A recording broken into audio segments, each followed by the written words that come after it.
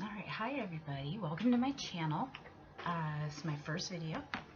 So I think I'll take time to introduce myself.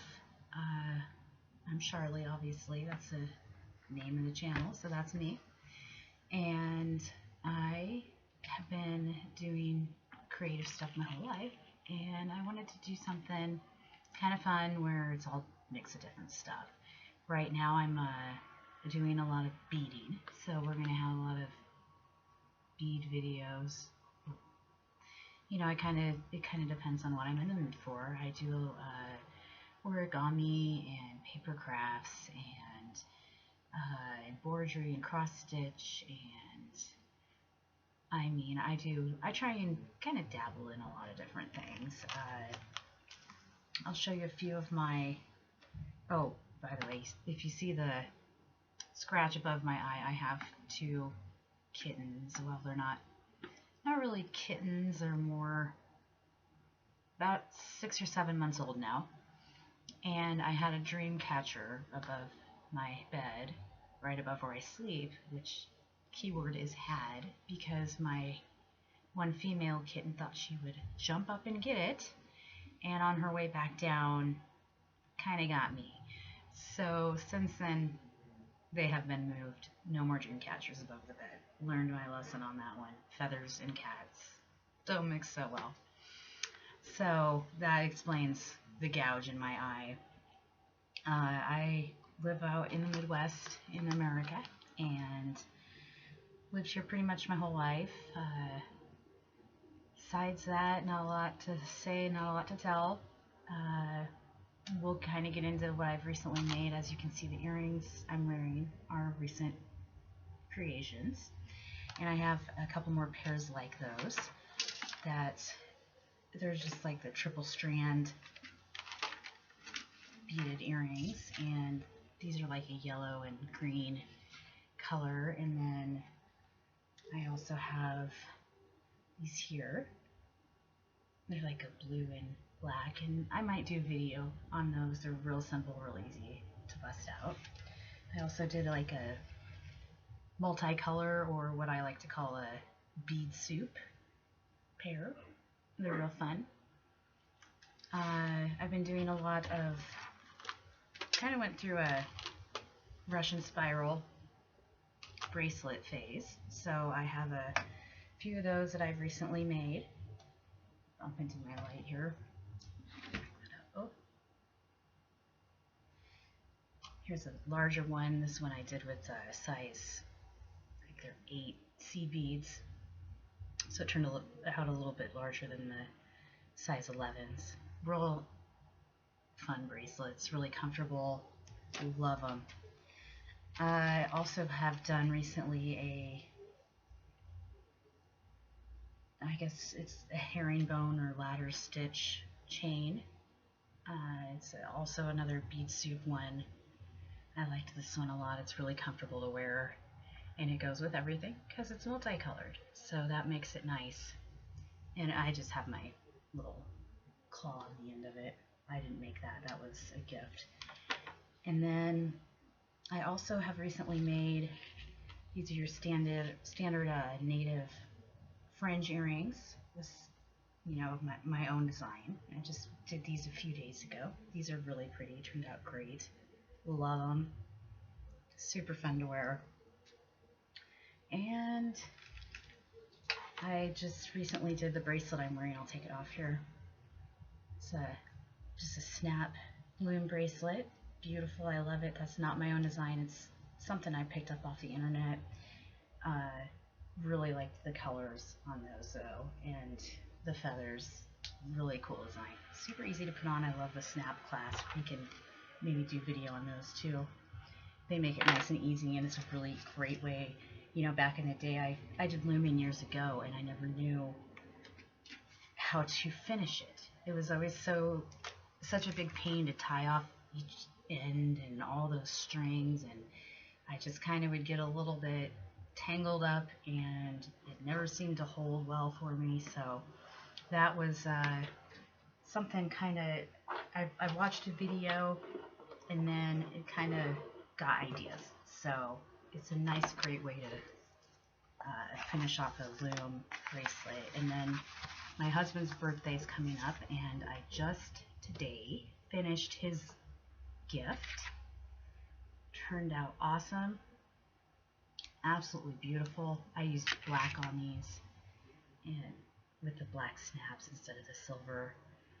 And I absolutely just love how this turned out. Super happy with this. It's so beautiful. And yes, he has a large wrist, obviously, so it took a while. But I use size 8 beads with these instead of the size 11. They're a little bolder, really smooth, real shiny. But with that, you have to be careful because it takes up a lot of space. So you have to have the proper sized pattern for that. Let's see, anything else new that I've done? I'm also working on, I don't know if I'm going to get it done in time, but I was trying to also make him like a pin for his jacket or wherever he wants to pin it, of a bead applique there. I got a little bit in the center. I still have, and, you know, I drew the outside to the outline of it.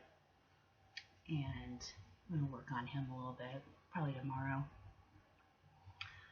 But I did want to go through a little bead applique with you guys today. You know, everybody does it differently, and I'm just going to show you how I do it. Everybody has their own methods, but maybe you can find something that works for you in here in the video that'll help you, and it'll kind of help you out and maybe give you some ideas also. Because, you know, everybody does everything different. I recently got a book a couple days ago, the big book of Indian beadwork designs. Great book. I love this book. And let me tilt the camera down. I'll kind of take a peek inside here. Just a peek. So, flip it over so you can see. There's a wonderful amount of loom patterns in here, and then towards the back there's also applique pictures, which I love. These pictures, the birds, I love those birds. It's so amazing. That eagle is great, and it's a great idea. I love it. Kind of gives you your own ideas. And what I do with this, not with the, I mean the loom work, I print out and then I'll color my own colors in, and then, you know, that way I'm not marking in my book. But what I like to do is I like to print out the applique designs. As you can see, I have some pages here printed out, and the kittens have gotten to it. They've also gotten to my book, as you can see. So, oh well, they're kittens, so what are you going to do? So, applique here, let's see. I'm going to pick this, I like this little chicken looking guy. And what I do is I just cut the pattern out. I try not to get too close to the pattern, because if I want to do an outside, like if I wanted to do beads around the pattern, that would save me room to do that. So I'm going to cut him out. I thought he was kind of fun. Cute little rooster thing or something, I don't know. He's cute. And then what I use is I use hard felt to stitch on, like with this guy here. As you can see, it's just a hard felt. Sorry, I'm moving my camera a little. And what's nice about this is it's sturdy. It's, you know, it's not flimsy, and it's really inexpensive. So you're not spending a bunch of money on stitching. So I do this. I just kind of cut my pattern to size with the felt. I'll stick it over the felt and just kind of cut around it. You don't have to be particular. The hard felt's nice. You got to make sure it's hard felt. It can't be that flimsy felt. It's not going to work. It's going to move around and go all over the place. And I mean, you could use it, but I would highly recommend the hard felt. And you can get it for cheap, $1 or something, at one of your local craft stores or Hobby Lobby or whatever. So it's really inexpensive. And what I like to do is I take standard Elmer's glue, cheap too, inexpensive. Everybody's got it, so you don't have to spend a lot on supplies or looking for supplies. Now I'll just put a little bit on the back here. And don't worry, because your needle will go straight through that glue. You don't have to worry about that. Just kind of spread it around a little bit here. And then just place it. Oh, I think it placed, here we go. Just place it right on top of that felt. And it'll hold well enough. You know, you could pin it on there, but you're going to need a lot more felt space to pin it. And I don't like to pin it because it tends to kind of ripple the paper. And this keeps it nice and flat and easy to stitch through. So, as that dries, we'll just kind of set that aside and let that dry for a minute or so. Now, as far as supplies go, obviously, we need beads. This is not medication, it's beads. So, we're going to need beads. I like to buy assorted bead soup and dig my way through, and it's a nice and inexpensive way to get beads, especially online for bulk. If you are, that guy's a little bit bigger there. If you are going to buy beads online, it's a great way to buy them. Unfortunately, the only bad thing about this is if you're going through it and picking certain colors, you might use more of one color and not have any left. I did some earrings and I used all the white, and I had to wait till I could get to the store to buy more white. And like, as you can see, there's one white bead. We don't have very many whites in there. I don't think any, maybe a couple. So that's the only unfortunate thing about that, but it's a nice inexpensive way to get a good amount of beads. If, you know, you're looking to do a project quick and cheap and you're not particular about the colors, then that's a great way to go about doing that. Now, another good way to get them is you can also go to your local store and just get your tubes. I actually just recently got these. They were on sale. I was super excited. They were half off. And keep your eye out, because Hobby Lobby does have some great sales on beads every now and again. So, kind of, hang on, sorry guys. My lid's closing on me. So that's a really good way to also buy your beads. Just keep an eye out for sales, because beads are so expensive, and you know, things like bead applique take a lot of beads to get coverage. And you're also going to need some thread. I would highly recommend NYMO thread, and it's inexpensive too. I'm getting low myself. I need to get some ordered. I have a little bit left of this kind of off white color, but I like the white a little better. Excuse me. And this is a nice thin thread, really thin, real slick, goes through things real easily, and it works great with size 11 beads. You're not getting jammed up and stuck and trying to pull your way through and things. You're also going to need some beeswax, I would recommend, because it helps the thread go through a little easier, and it protects your thread, and it just kind of adds a little protection and kind of takes away a lot of the friction that you're going to have. Some kind of scissors, obviously. I use these little snippers. Are kind of nice when your hands are full of thread, so just pick up and snip them. But any kind of scissors, or your standard scissors, sewing scissors, whatever you got around.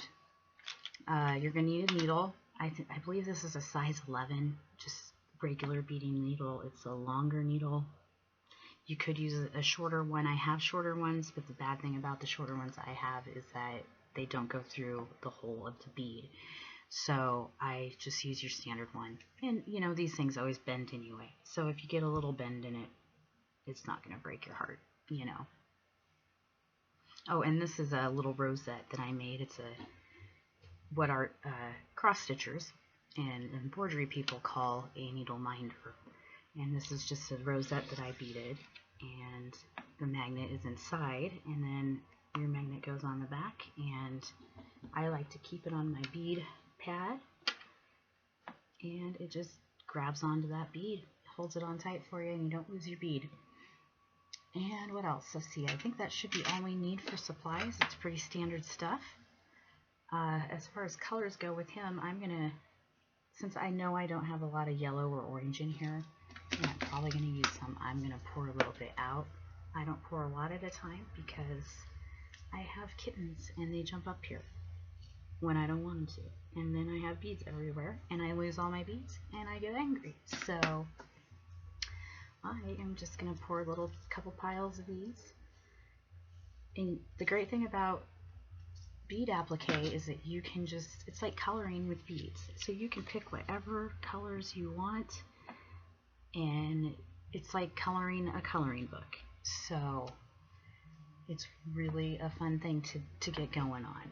Now I'm going to take my thread here, and I'm going to do,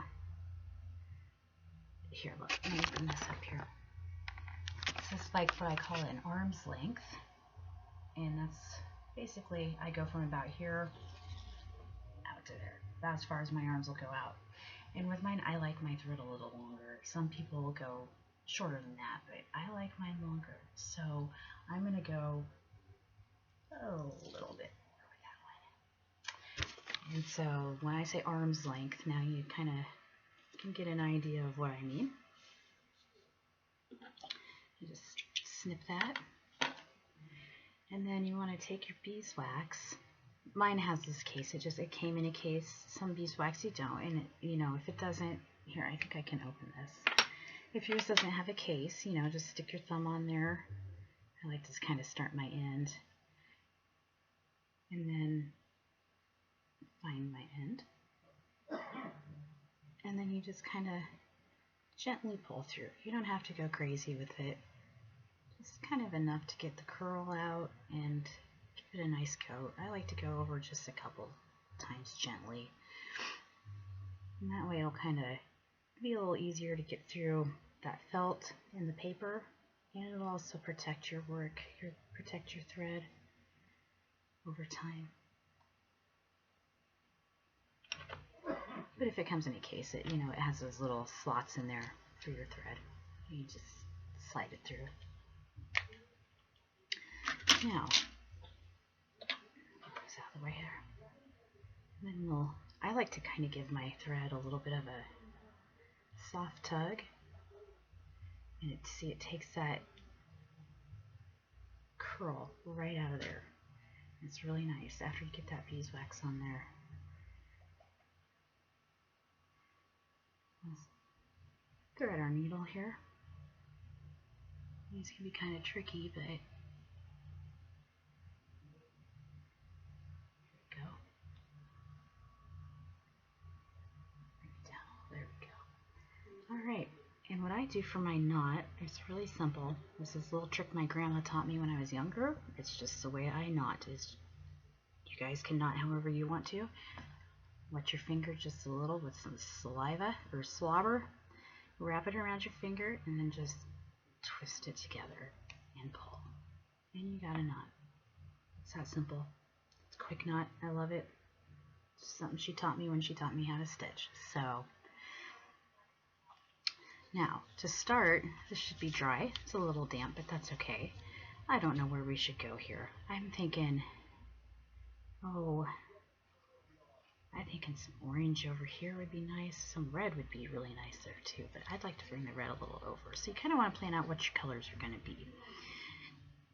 I think I'm going to do some orange here. And I think, it's kind of a good idea to also plan out how you want to lay your beads. I'm going to lay mine just in straight rows right here. It's going to be really easy.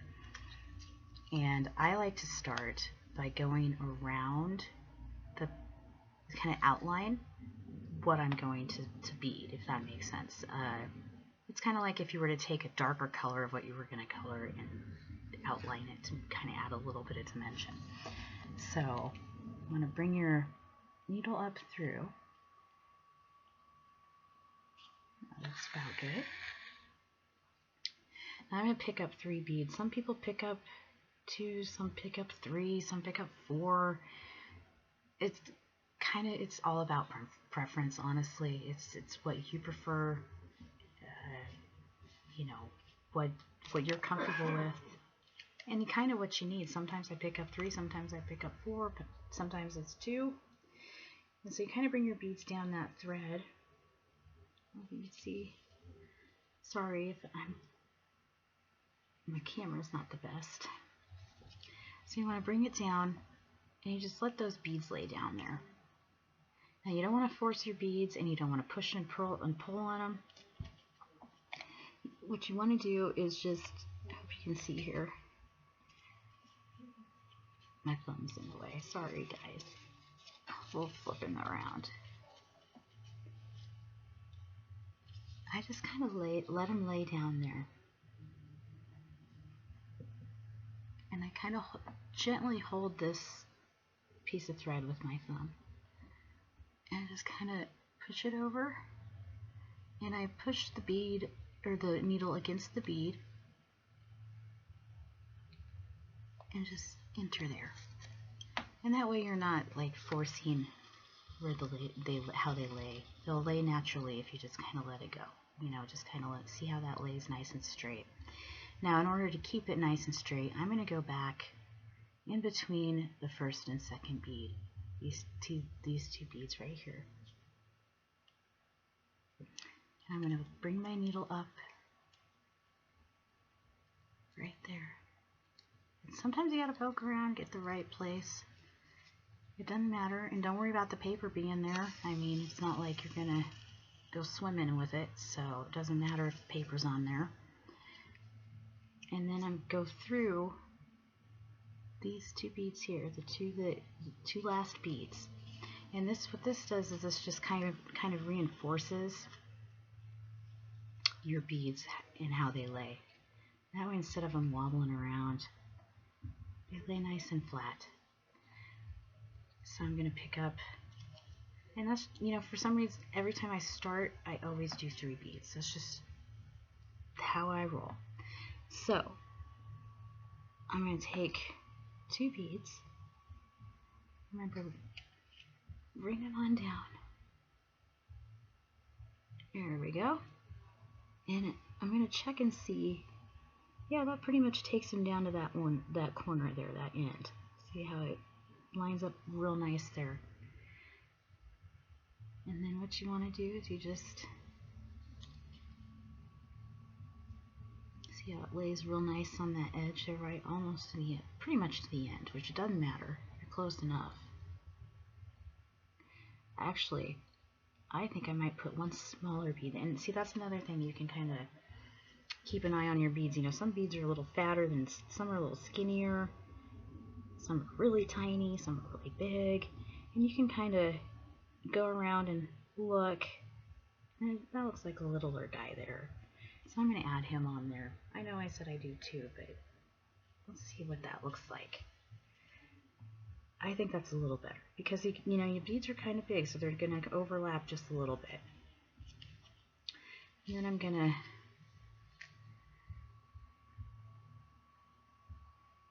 let that lay natural. Maybe it might be too many. See, now this is part of it, but that's okay. Take your time. Don't ever rush these things. These things, you can't rush creativity. It's one of those things you just gotta get lost in. There we go. We'll push it down in there. Bring it through. And then I'm going to go back. Since I laid 3 beads down, I'm going to go to this 4th bead. And I'm going to come up in between the 4th and the 5th bead to lay that down flat. So 1, 2, 3, 4. And then we'll go behind the 4th bead there. We'll go behind him. If I can find the right spot. There we go. Bring it back up through. And then you just want to bring your needle through those 4 beads. Like that. And that just reassures that they'll lay nice and they're not going to move around on you. And see, I got that nice, it's nice and outlined there on our little turkey or chicken or whatever he is. Now, since that's the end of that line, I'm going to punch that through, and I'm going to come up on the other side of that bead just to kind of make a nice clean outline. And I'm about to knock my glue off of my desk here. There we go. And so I came back down where I ended this with this bead here, and then so what I'm going to do, I'm going to come up right here, and we're going to outline all along here. So I find our spot. You don't want to go too close to that other bead or it won't lay flat.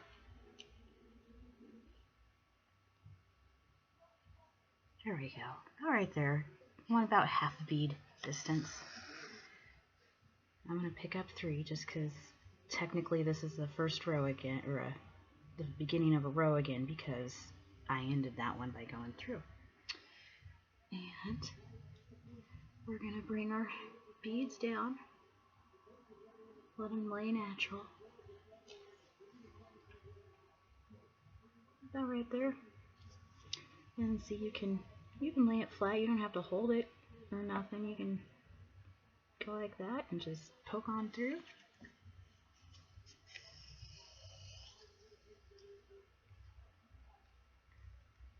And then I'm going to come into this second bead here, come in between those two, the first and second,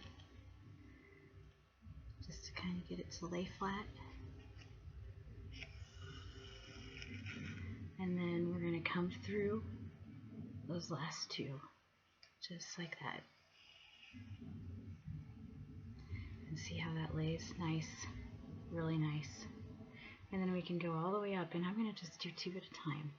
I mean, you can do more, but the more you do, the harder it's going to be to have it lay flat and not move around on you. So you're better off doing a couple or 2 or 3 at a time and being patient. I would say 2 or 3 would be the highest level I would go on it. Laying down flat there. You can kind of use your needle to line it up with the, you can kind of use your needle to line it up there. It's hard to do on camera, by the way. I'm not used to that. Poke it on in and then pull her through. Very nice. Okay, and then we're going to go behind the 3rd bead here, because I laid down those 2, and we want to go to behind this guy here. So you want to bring your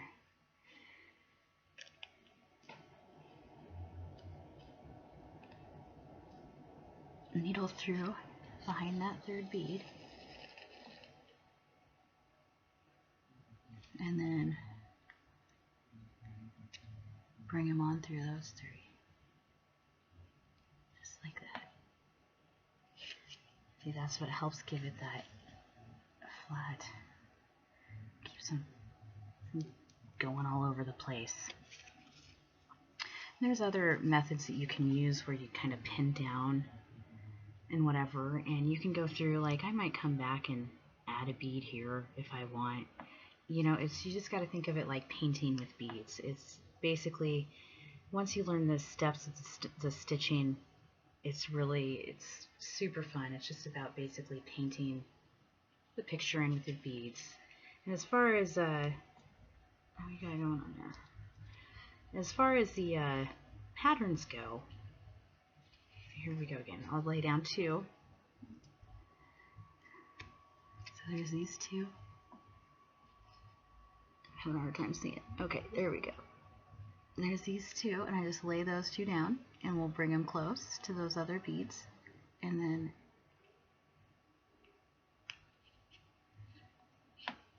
right through.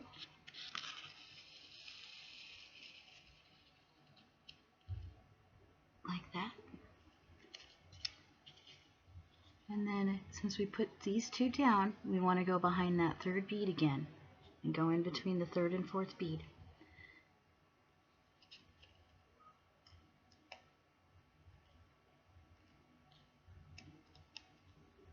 as far as patterns go, like what I have with the book that I got, you can use those for personal use, but you cannot sell those patterns. If you want to do this to sell, then you're going to have to draw your own patterns. That's just that simple. You have to respect other people's work and their creative process, and you don't want to take from somebody else. You don't want to take their ideas, and it's just the right thing to do, especially as somebody who does, if you're doing something creative, you wouldn't want somebody stealing that from you. So, I mean, if you can draw anything. It doesn't have to be a rooster or, you know, like this native looking lizard guy or a rosette or anything. You can do your own patterns. You can do whatever you want. I will say that sharp corners are not easy. They are quite difficult to do. So the more rounded the better. Like I said, I like to outline my stuff. It makes it easier, especially when you have sharp corners like these. You know, it's easier to do a row and end it and then start a new row, and it's easier to outline it, and it brings the detail out. And I prefer to outline because the outlining kind of gives you a base to work around, and that way you can just fill this in when you're done and it'll look amazing. It'll look awesome. Now I don't have it near me, but I've done other bead applique work. I just don't have it anywhere near me. Okay, so I laid these two down right like that, and we want to come back down, kind of gently push next to that bead. Sorry, a little tired. It's a little late here. And pull it through. Whoop. And when you get like a knot like that, like a catch, don't keep pulling. It makes it way worse. Don't keep pulling. What I do when this happens, I gently kind of see what the situation is, and that was my tail winding up. And your tail will sometimes wind around that other piece of thread and catch and try and make a knot. So again, go back behind the third bead, if I can get my needle going through here.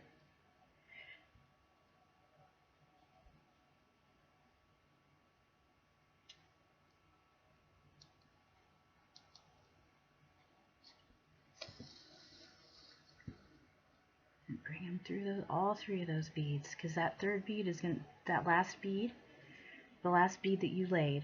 Okay, so you laid these two down, and then you had these two before. So that bead right there, which would be, I guess, your last bead you laid, that's going to be your stabilizer. That's going to stabilize your beads. And then just bring it on through.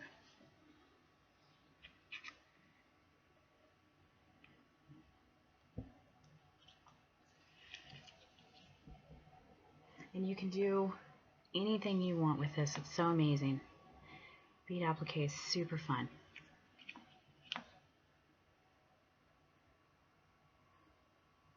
And sometimes, you know how these corners are kind of sharp? You get caught up in those a lot. You can round your corners if you'd like, and that way you're not going to get caught up on it.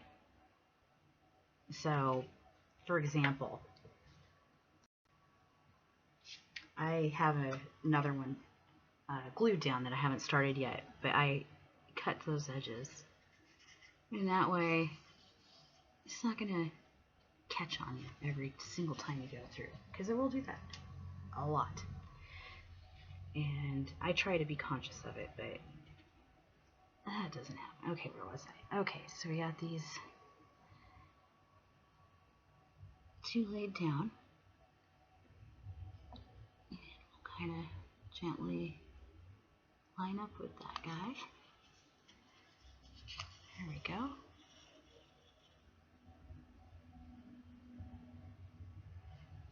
Come back behind that third bead. I'm trying not to get my thumbs in the way, but my thumb likes to get in the way.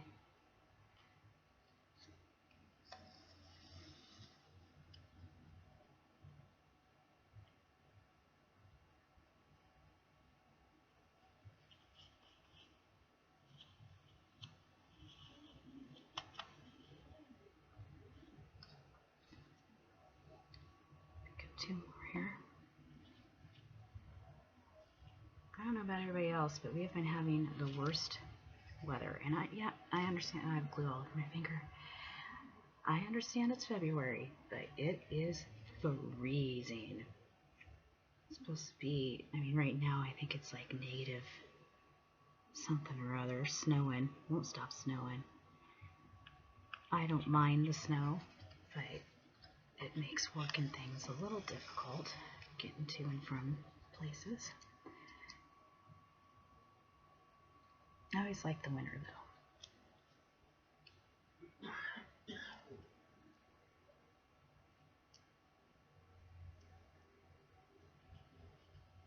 If I can get through here. Well, what's going on here? I'm getting all tangled. I'm a little tired. I just got off work and I work nights, so it's really late. For some reason I cannot get between those beads. There we go.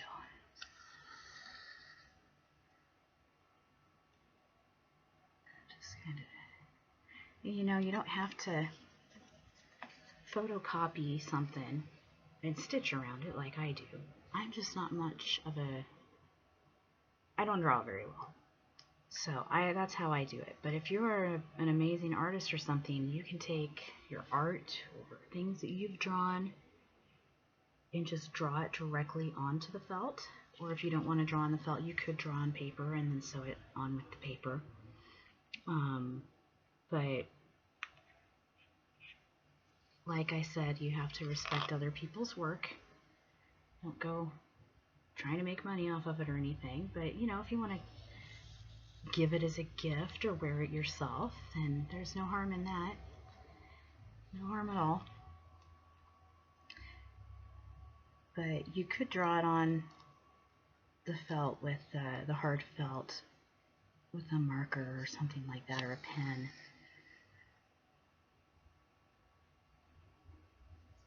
And hard felt's easy to draw on. You know, it's that soft stuff you can't draw on worth a darn. I've been there and tried that before.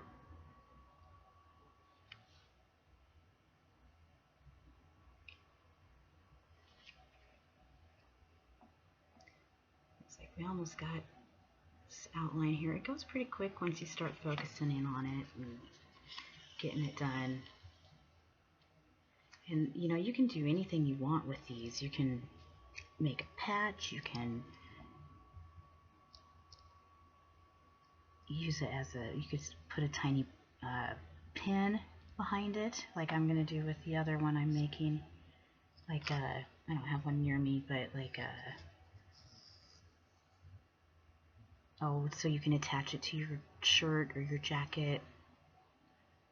You could sew it on to a t-shirt or something later. I wouldn't, see if I can get through here. You can put it on a little barrette. You can cover the back, and then you can make it into a pendant for a necklace. There's a lot of different possibilities. You pretty much, wherever your imagination takes you is where you can go with these.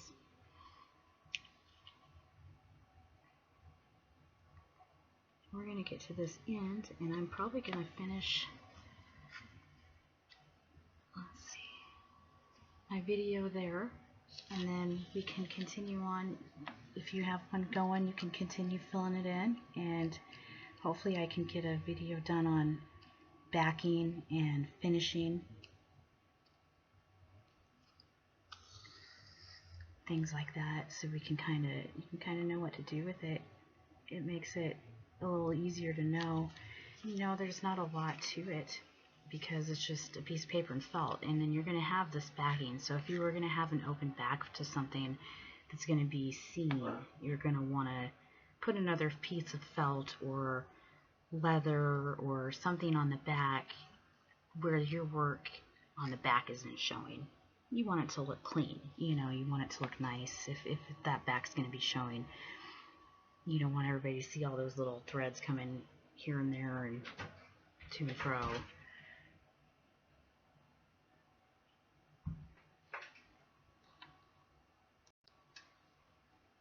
I want to make it look nice and clean that way.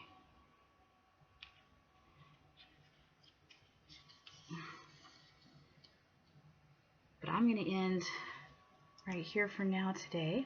I really hope this helped you guys, and maybe you can get some ideas and get a good start. If you have any questions at all, let me know. I will have more videos coming up later on. Let's see, we already got him outlined. He's looking cool. All right. Any questions or comments, feel free to just leave them down there at the bottom. And I appreciate you watching my video, and I hope you stop by again soon. You guys have a great night. Take care.